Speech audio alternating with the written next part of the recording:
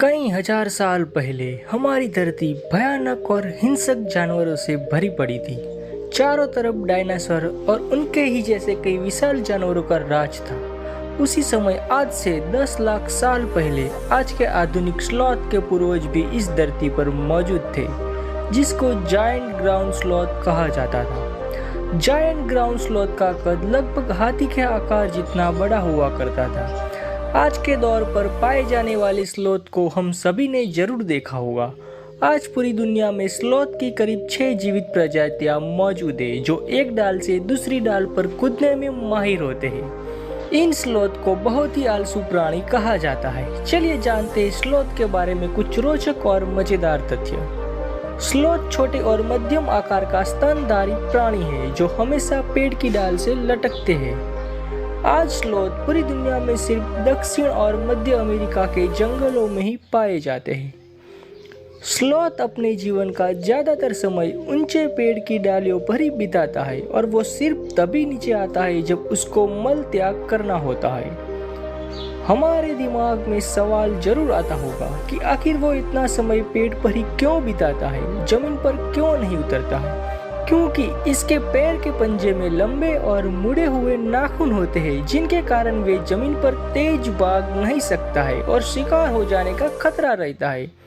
अपनी धीमी गति के कारण कोई बड़ा जानवर उसका शिकार ना कर ले, इसी कारण से वो ज्यादातर समय पेड़ पर ही रहता है और वहीं पर अपना भोजन करता है। स्लॉथ पेड़ की पत्तियों को अपने आहार में शामिल करता है। खास बात तो यह है कि वो एक बार में 30 ग्राम से ज्यादा पत्तियां नहीं खा सकता है, और इसको पचाने में स्लॉथ को लगभग 30 दिन का समय लगता है।